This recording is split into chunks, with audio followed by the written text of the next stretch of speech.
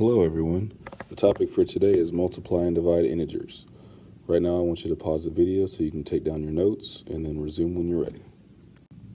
The first thing I want to point out to you today is that the rules for multiplying and dividing integers do not work for adding and subtracting integers, so please do not make the mistake of trying to apply these same rules. So we have ourselves a tic-tac-toe board here, and the way that you read that, anytime you have a positive number multiplied by a negative number, the result is always negative. A negative number times a positive number, the result is always negative. A negative number times a negative number, the result is always positive. Now, these same rules work for dividing as well. A positive number divided by a negative number, the answer is always negative. Negative number divided by a positive number, the answer is always negative. A negative number divided by another negative number, the answer is always positive. Everything else in the process is the same as normal multiplication or division. So you would divide the numbers the same way, or you would multiply the numbers the same way. Another way to look at this is to look at what I call the triangle of awesomeness. And in that, we have four sentences that we can use to help us understand this material. The product of two integers, remember product is the answer to a multiplication problem.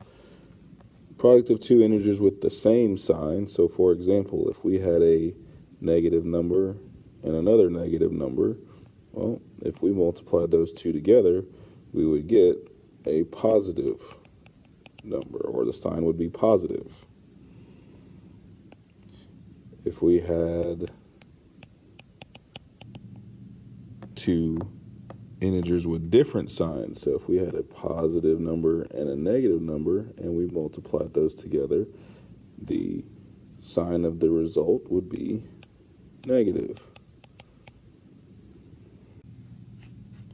The quotient, quotient is the answer to a division problem. The quotient of two integers with the same sign, so we'll use the example of a negative divided by a negative, the result is positive. And the quotient of two integers with different signs is going to be negative. So that would be when we have a negative number divided by a positive number, or a positive number divided by a negative number. So if we had those two, the result would be negative. Let's take a look at some examples. We have negative 7 times positive 5. 7 times 5 is 35. A negative number times a positive number, the answer is always going to be negative. So our answer is negative 35. Negative 12 divided by 3. We have a negative number divided by a positive number.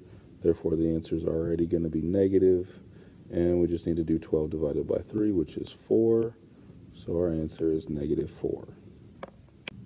Before we look at any other examples, I want to remind you that you have been multiplying and dividing with positive numbers since you learned how to do those concepts. So a positive number times another positive number, the answer is always going to be positive. A positive number divided by another positive number, the answer is always going to be positive. Let's continue with the examples. Negative 4 divided by negative 2. A negative divided by a negative is always a positive. A negative number times a negative number, the answer is always going to be positive. 4 divided by 2 is 2, so the answer is positive 2. Negative 45 divided by negative 5. A negative divided by a negative is always a positive. 45 divided by 5 is 9, so our answer is negative 9. I want you to solve these two example problems and bring the answers along with all of your work shown and any questions that you may have to class.